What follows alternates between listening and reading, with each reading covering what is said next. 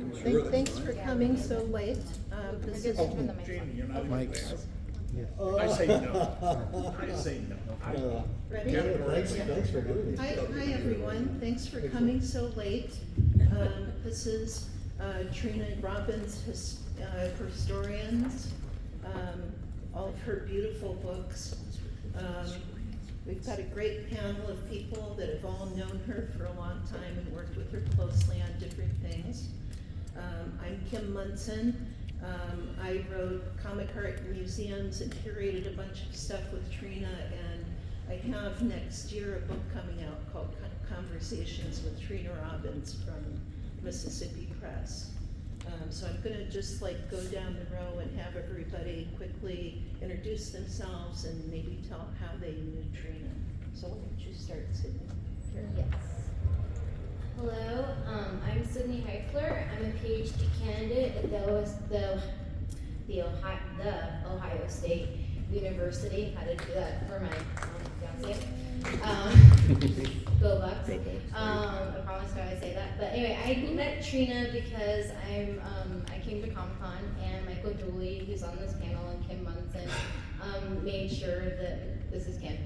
Made sure that I met her at Kim's annual breakfast, and Trina and I got talking about romance comics, and she sort of mentored me through a lot of like learning how to do panels at cons, and she shared her resources with me, and we kind of just shared a love as Herstorians, and yeah, and so Kim reached out to me and asked me to organize this panel, and I gladly did so, and here we are. Hi, I am Shaenon Garrity. I've been working in comics in various fields for about 25 years. My actual money-making job is working in manga as a editor and localizer, but I've also been volunteering for equally long at the Cartoon Art Museum in San Francisco. And yeah, that's right, Cartoon Art Museum. And yes, thank you. Everyone, please patronize the Cartoon Art Museum. Actually, we've got a table downstairs where we're doing sketches all day. We've got lots of artists doing sketches for like $20 or $40 for color. But anyway, that's mainly our new Trina, because she and Steve Aloha, her partner, have been like huge supporters of the museum. Yes, hi Steve. Hi Steve. For many years, they've always been really great. Trina's done shows at the museum, including a really cool Mel Brinkley show a while back. Always donating Wonder Woman art, which is awesome. And that's the main way we know her. We've had the chance, my husband is the curator there, and we've had the chance to go to her house and go through her incredible art collection over the years and see her cats, which are also incredible. Okay, hi. Mike Dooley, and so much stuff. Okay, I'm a professor at ArtCenter College of Design in Pasadena, where I started a class called Design History of Comics and Animation, and I also do a lot of writing. In fact, I'm in one of Kim's books, and one of my interviews with Trina, I did a lot, is going to be in the upcoming book, and and a bunch of my stuff is about a couple of hundred of my articles, several of which are about Trina, are all online for free, printmag.com, and yeah, that's enough for me. Lee. I'm Lee Mars. I met Trina in the early 70s. I hired her to do a Panthea comic series for Alternative Features Service, where I was a partner. And later on, we met in the living room of Pat Moodian, where we co-created women's comics. And since then, she's called me up many times to participate in whatever the hell fundraiser she's created, and I was always happy to say yes. Pete? Hi, Peter Maresca from Sunday Press. I first met Trina about 40 years ago, just as a solid fan, and I just stood there. I was really in awe of all the work she had done. over the years, we got to be a little friendlier. We both shared an interest in old newspaper comics, particularly cutout paper dolls, and then finally we got to work together 2 years ago on Dauntless Dames. Hi, I'm Bruce Simon. I'm an underground cartoonist, and Trina and I met in 1972 when I was just starting out, and she was always a friend and always supportive, and we both shared a love for newspaper comics, especially the Sunday pages. So, and I was inspired to pick up pages like from Mel Brinkley because of Trina's love for them. And as beautiful as they are in her book of strips called The Flapper Queens, the originals are even more beautiful. And I'm happy to come here and talk about it. Before Kim jumps in, I just want to say I put together the slides, and if there's any problems, it's 1000% my fault. And the slides ate Lee Mars's slides before we got here, which is terrifying. But so if there's problems, especially with Lee's slides, it's 1000% my fault. I'm sorry. Okay, well, No, you're supposed to just say, we may have technical difficulties. That's the phrase. He's always coaching me. Thank you, Lee. well, Lee, actually, I was hoping that you could talk about in the tribute panel last year, which was in the same room, actually. You said that Trina actually invented this genre. Could you talk about that a little bit? Well, before Trina, there was no one at all, not anybody, in the United States, Europe, anywhere, who concentrated on women artists, particularly women cartoonists. And so she is the one. The multiple books that she has created across different genres, different time periods, are a cavalcade of the various women artists who might have been totally famous in their own time, but who were instantly forgotten. Okay, so I'm going to talk about the first Herstorian when Trina first started this. Yeah. So in 1976, Mort Walker, who does Beetle Bailey and I and Lois, wrote an essay in his, he had one of the first comics museums in the world, and his museum newsletter, Inklings, in the second issue, he had this article called "Do Women Have a Sense of Humor?" because he considered the idea of doing a show of women cartoonists and couldn't really find anybody that worked and thought they were all boring. And so at the time, the Women's Comics Collective was happening, and they actually passed this article around and read it to each other, and it really kind of got everybody angry and motivated Trina. And then a few years later, Maurice Horn, the French comics historian, did this book, Women in the Comics, and Trina was excited because it was like, oh my God, somebody's finally doing a book about women cartoonists, but it was actually sort of sexy women in the comics, it wasn't like, Art Spiegelman called it boobs in the comics, and, but that was their put in the next.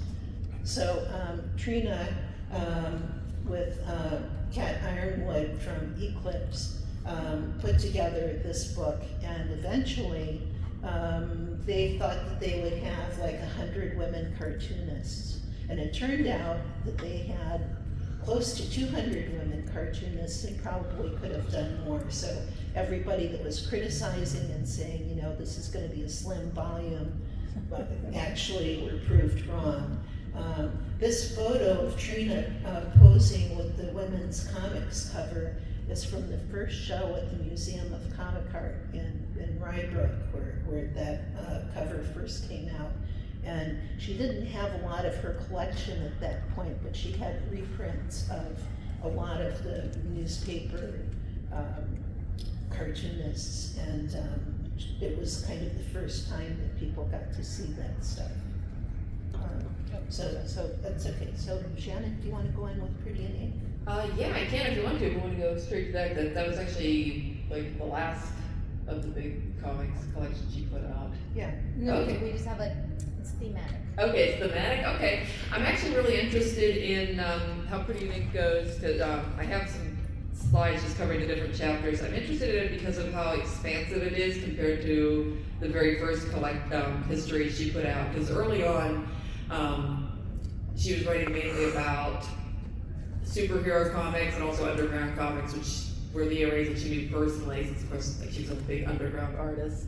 But by the time she's writing Pretty in Ink, which is her last big survey of like comics, it's really covering the whole history of women in comics, and she's way more in getting into areas of comics outside of what mainstream comics fans might think about.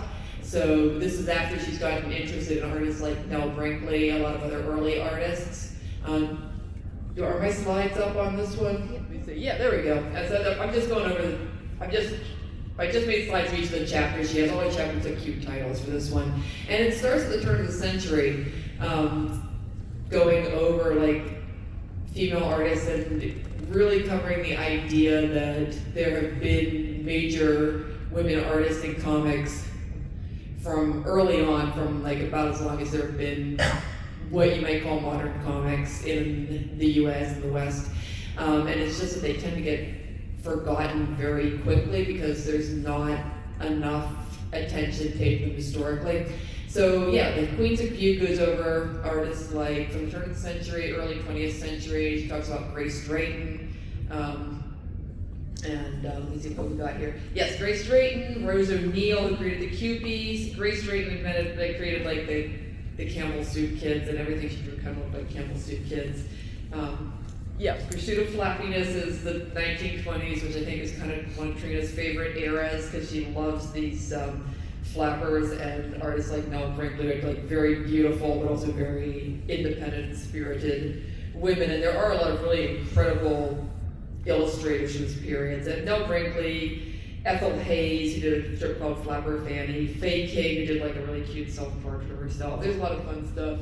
Depression era comics, which was she has Edwina Dunn, Ruth Campbell, who did a strip called Pussycat Princess. It's getting more into comic strips at this point, like Martha Orr, who created Apple Mary, which went on to be Mary Worth, and is still going on to this day, and it's periodically been drawn by various women artists. It's not always drawn by women, but Apple Mary was originally like a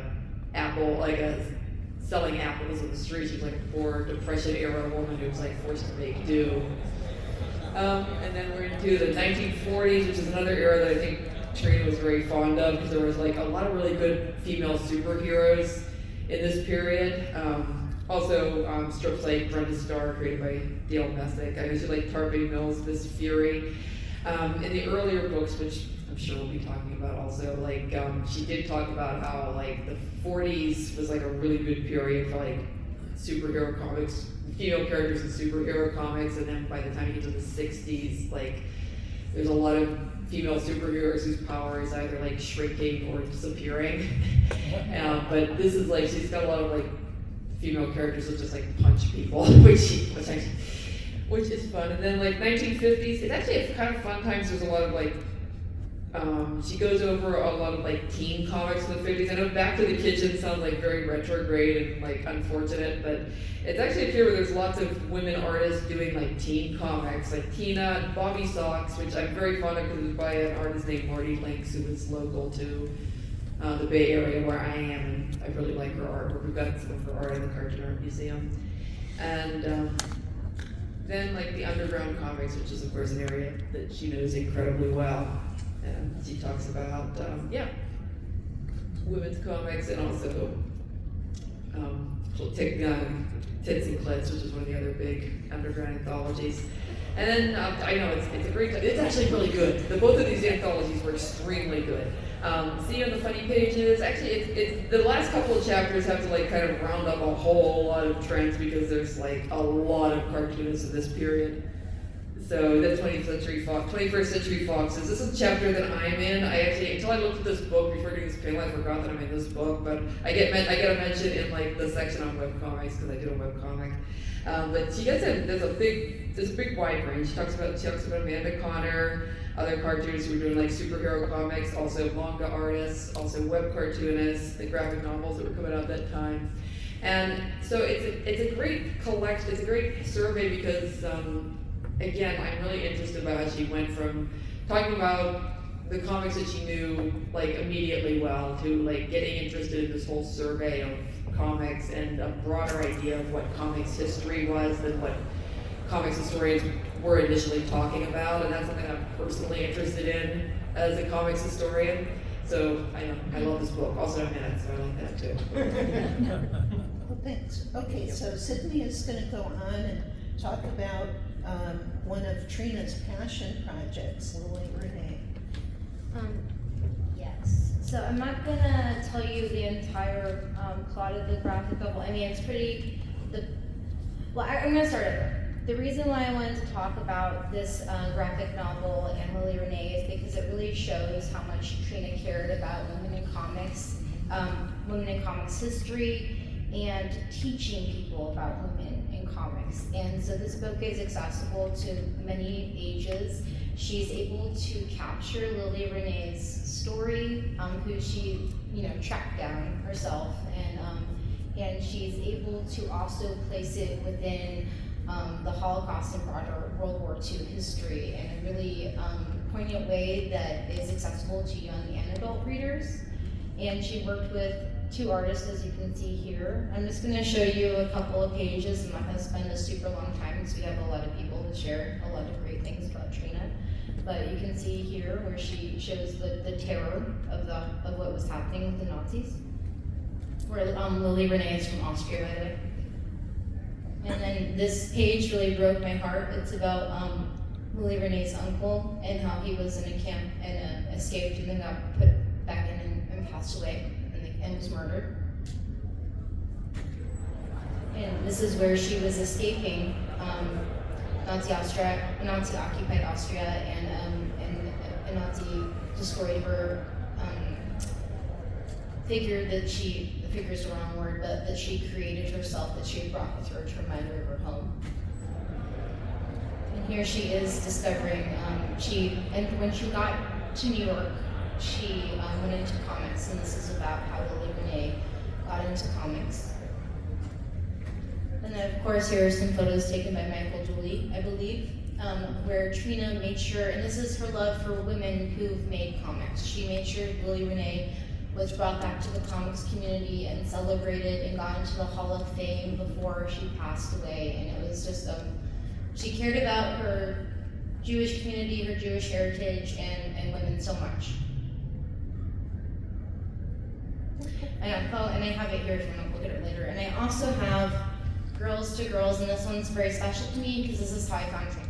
Mm-hmm. I was undergrad working on my honors thesis on romance comics and desperately looking for secondary sources. And there's not many. Well, there's some now because of Trina and me, but I found this one to cite. And she, of course, talks about much more than just romance comics in here, but for me, this was a great source for me. She also talks about Archie. This is my personal pages for my collection. You can see the notes I did as a baby undergrad. And my highlighting system, I don't remember what it means, but I was very enamored with Trina's book. The design was beautiful, very informative. She talks about Millie, and I love that she makes a distinction between romance comics and the earlier women, like comics that focused on women, and she kind of laid the groundwork of that distinction for me. And then we have romance comics, and of course she tells that story very well, and more. And you can see my little notes. And then we get to, this is I believe Liz Druby. Yeah, this is Liz Druby. So she made sure to include a woman who worked in romance comics, which a lot of people do not do when they write about romance comics. And I like, this is about the women's libs romance comics, which I wrote one of my master's papers at Oxford on these comics, and I used I studied Trina and used her stuff as an archive, but you can see I put Stan Lee sucks. Yes. Because I was really mad about his story, which is one of the most sexist stories in the feminist romance comics. I mean, he created a wonderful universe with other people's help a lot, but he sucked at that story.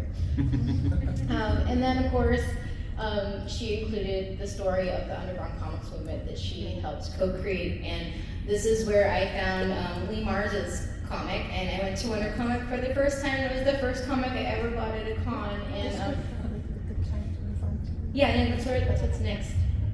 Yeah, yeah. Lee, it's your turn. Yeah, so we've got a lot of talk about flappers. So I'm thinking maybe we'll talk about underground comics and then talk about all the flapper stuff. So Fantagraphics put together every single thing about women's comics, and it included It Ain't Me Babe as well. It's a doorstopper of a complete book, and several people at a couple of conventions have said they would have bought the book, but they would have no way to get it home. They would have had to either buy another suitcase or ship it, which they didn't want to do. Next slide. So over the years, Trina was part of a group of women who put out women's comics. This is my favorite cover of mine, of course. But we discovered that we should have themes for each issue of the comic. So people did stories about whatever the subject matter. This was about work. We decided as a collective that half of each issue would be for beginners. So we put out the word, and pretty soon we had people not only from all over America, but also Europe. And so we chose ones, that we thought were pretty good. And there was a lot of back and forth. This was before the days of any kind of digital communication, so there was a lot of letter writing back and forth. But we knew that that the book would never be a fabulous art creation. That it would always have half things, half of the book, half of each issue would be sort of okay. But it was important because none of the guys in any of the comic books ever, either mainstream or underground, ever were open to total beginners. And we thought, particularly for women, it was important to provide an access. This is all a day's work. It's been reproduced up one side and down the other. Next. This is Trina's Sandy Comes Out. This is Trump's sister that she is writing about. And it's the first, as near as anybody can tell, it's the first comic book presentation of a lesbian. Lee, you said Trump's sister. I'm your Freudian slip, but I meant crumbs. He's on the brain these days for some reason. And this is my favorite story. Yes, a different crumb. Moonshine Mama, which is a story that my grandmother told me long ago about her childhood in the hills of Alabama among the coal miners. And so they organized and got beaten half to death. But it's told from the mind of her as a little old lady with her daughter. Next. This is Trina's favorite cover. It's several other people's as well. And this is somebody else's favorite cover.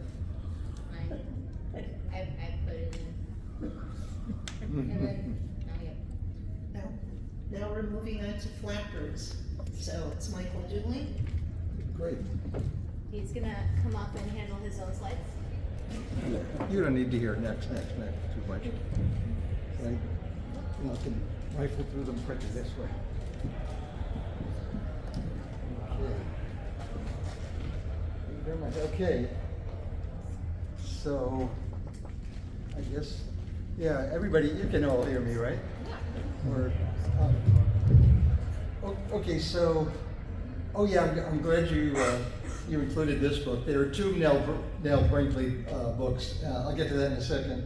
So I was mentioning that I do a lot of writing, and Trina was a favorite subject of mine. This is just one of the things I wrote about, and this was one where if you actually go there are like tons of illustrations, and so at one point we got into talking about the kind of sexism she was encountering. And she was saying, well, this was the 1970s, and it was, after the feminist revolution. And she was saying, there's always like an overreaction against every revolution. And there were women who were talking about having her guillotined, or if not that, sent to a labor camp. And she was thinking, that, there may be people still who, when they're sent to the gulag for, publishing, there's this romantic element to her that some resented. And so, and then I said, well, here you are, you wind up writing books about glamorous gals in gorgeous gowns. And she said, yes! She said, I love clothes, I love lipstick. And then she started talking about Nell, and also Dale Messick, who is very strongly influenced by Nell, Dale being the Brenda Starr artist. And so, okay, so in 2005, I was hosting and co-organizing programs for the museum, the Masters of American Comics, a very groundbreaking, very controversial show. And when they asked me to pick out guest speakers, I got plenty of them, but the first one on my list was Trina. It's like, you gotta fly Trina down. This is Masters, it traveled the country, but it started out, it was put together in LA. And basically what it was there were 15 artists that were, they want to establish, the two curators want to establish a canon, that for a year, basically a century of comics. And they went through and picked out 15 artists that had certain key criteria. Well, first off, you had to, they wanted to cover different genres and different eras. And one of the things about that was that whoever it was, that had to be significantly groundbreaking and significantly contributing to the legacy of comics. And, I didn't have anything to do with sorting them out. That all took place before the show. But, so I looked at the artists, like all of them were great, except for one. There was Lionel Feininger, and he only did comics for less than 2 years. And so in my thinking, especially knowing Trina, Nell would fit perfectly into that. She would work in terms of introducing a new genre, fitting in with that era that they were trying to cover. And Kim has a story about that, and I want to talk about it. Oh, okay, wow, sorry. Let me see if I can fly through that. Just so my one thing, the moment I'm most proud of doing the when I was an Eisner judge in 2020, that I was able to get Nell in there was like somewhat compensating for the oversight. Maybe I should be checking the time here, like another. I could just fly through these things. Yeah, Nell Brinkley, the queen of comics for many decades, and these are some of the pages from that book, and I'll just go through them very quickly rather than talking about them. Although I'd love to. This is going from Art Nouveau to Art Deco. You can see, so some of the she was that much of a. You think of how many comics artists that were that influential, that the style of women that she drew actually wound up generating hair curlers. And okay, so there are the Brinkley girls there, which comes in 2009, like 16 years ago. But then earlier than that, 2001, 24 years ago, there was this book. And the reason I'm bringing this up is if you look at the Brinkley girls, it's kind of skimpy on the sketchy on the text, but it's luxurious visually. This is the book that if you're going to want to be interested in Nell, you really need to get. Well, I mean, both of them are a perfect combination because this goes in depth. And maybe I can just stop talking about it now. Okay. So yeah, there's. Sorry. Yeah. Anyway, enough. Yeah. Sorry.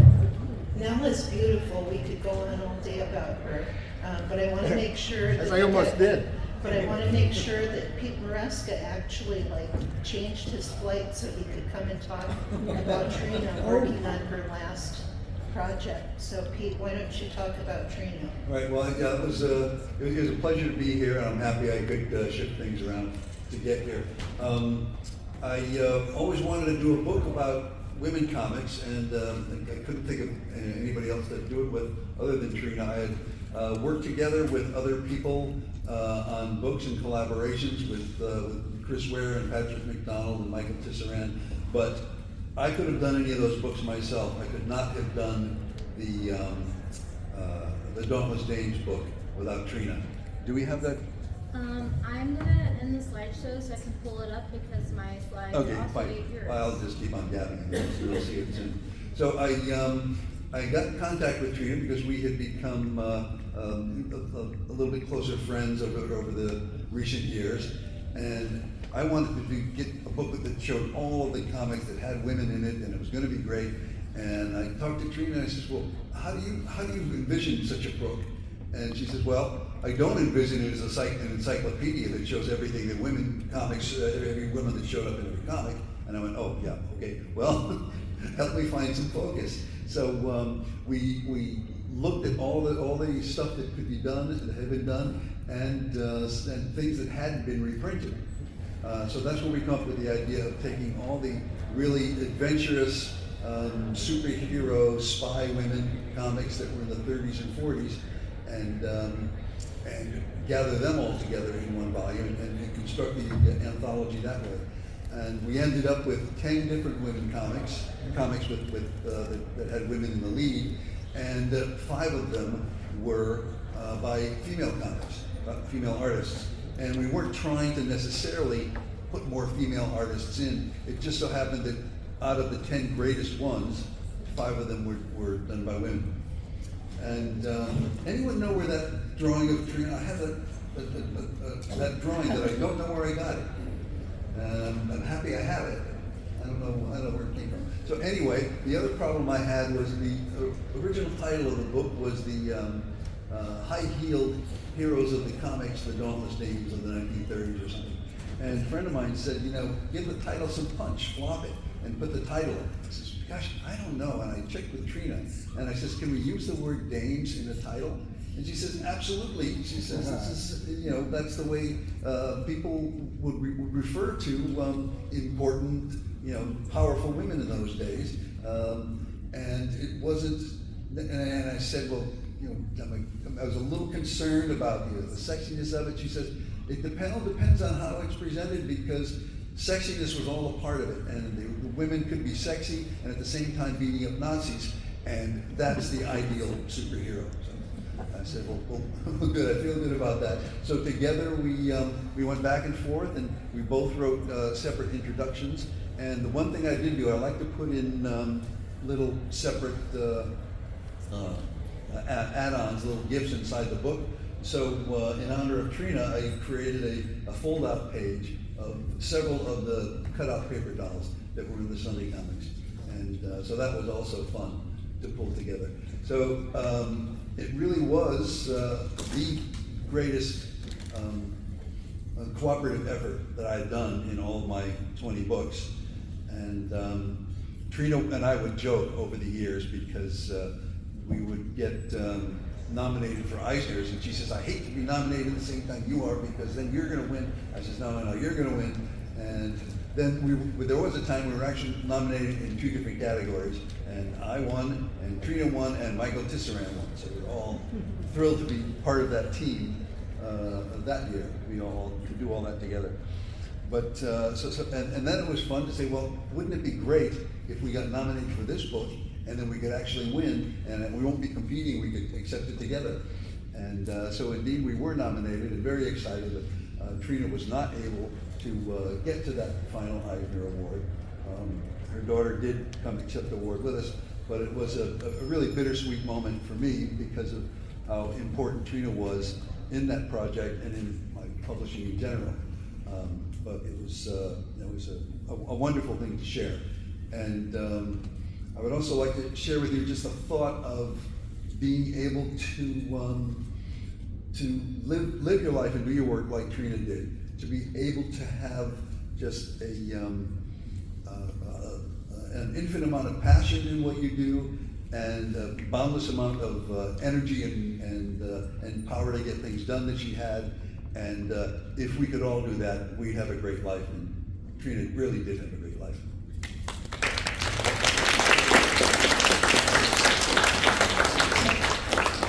So Bruce is going to talk about Flapper Queens, which is an amazing book.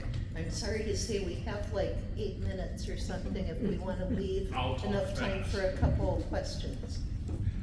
I'll talk fast. Luckily, we touched on the subject of Nell Brinkley already. She was so important, but I want to say a little something about a resource both Trina and I am a cartoonist turned researcher in the last few years.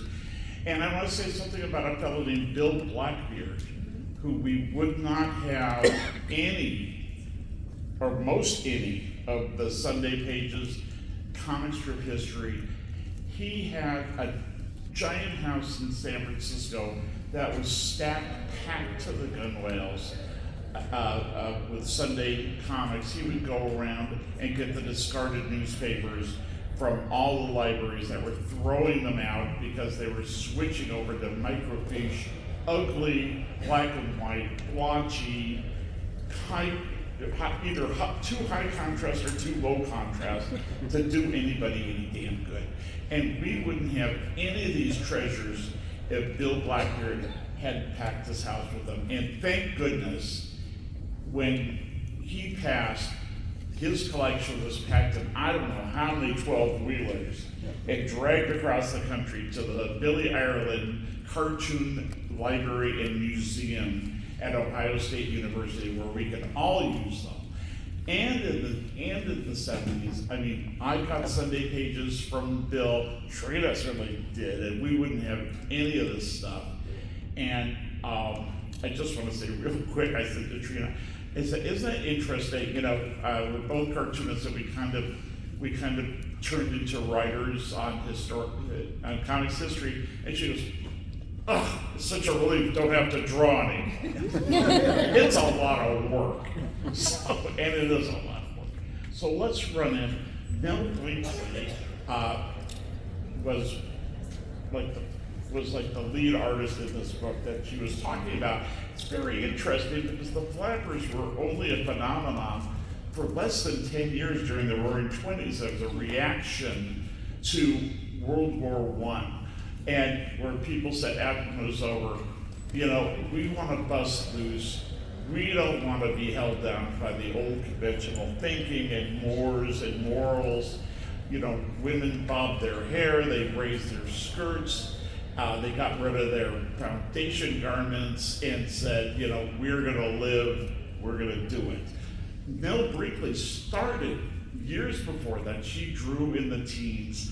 She drew all those bustle, Gibson girly kind of women, and then segued into the flappers. We have those, I have those slides if you want to cut to that. Anyway, oh no, you're good. Yeah, can we go back to a Nell Brinkley page or two now?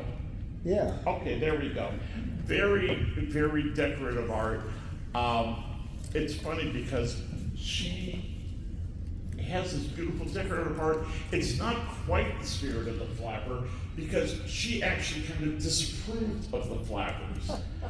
She said, well, this is what's selling right now, so I'm gonna do it. And she was more than happy when the flapper era ended, and she segued to who she called the modern woman, and who wasn't, who got over the flapper phase, the adolescent phase of finding your freedom and then becoming a whole person. And actually her pages from the late 30s are really interesting because these women, the flappers who were looking for boys and big Arabian princes and petting their borzois in their glittery beds, now they were at work and they were going out and doing things. So, and I think she was much happier doing that. So it kind of negates the flapper deal, Yeah, she would do pages, so many pages about real women. She'd illustrate in comics form. Yes, well, actually, and she said she doesn't like comics.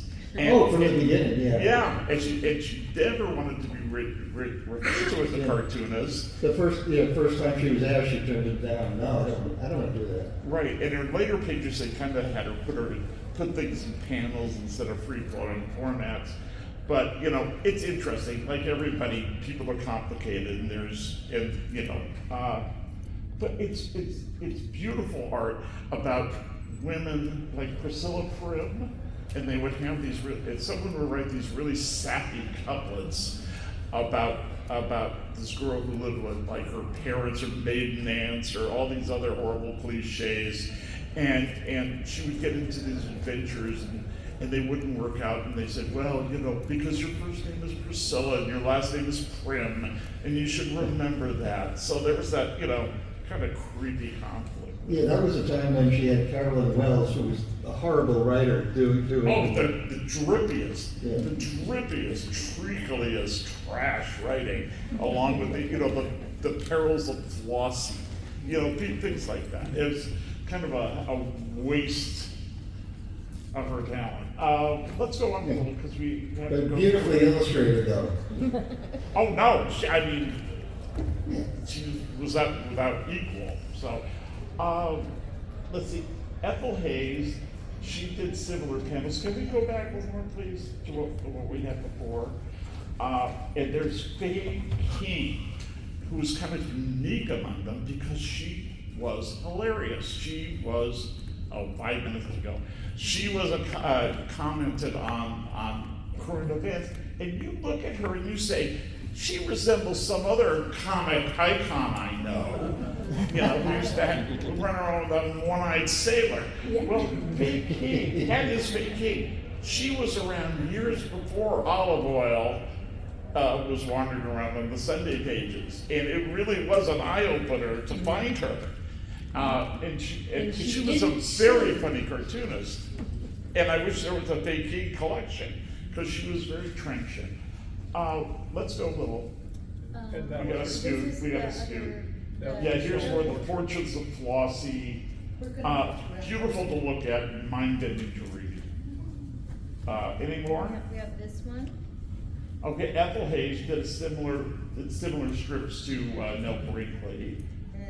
That's Faye King on the right, commenting on, oh God, this angle. Let's keep going. And then this is the last of the images you sent me. Okay, these are kind of small, but Sorry. lots of Nell Brinkley wannabes, worked for every syndicate, in different styles. Some were very clean and beautiful, and some were, looked like they were tracing Brinkley. Any more? No, those were all the images that we. Okay, I'll tell you what, let's go for some questions since we're, I think we've probably just got time for one question. Two? Okay, that's good. Anybody? Yeah, do you have Yes. that? One thing that kind of struck me looking at this is how like Trina's work is sort of expanding like the bounds of who created stuff in terms of gender, also expanded the bounds in terms of like form. Like a lot of these things like look differently than how we would typically consider like comics or cartooning. I'm just sort of curious if folks have like thoughts on that linkage, like, and I don't know. This might just be like I have a thought, and I apologize. Well, I think that's a very good point. It's, well, those days in the newspaper business, there was a price difference between comic strips and illustrations, particularly color illustrations. So you got paid a lot more money if you did a colored illustration, even if you were telling a story within that illustration. And so that's why, for the most part, the women went for colored illustrations rather than paneled cartoons. Another question? No. Steve, do you have any comments? No?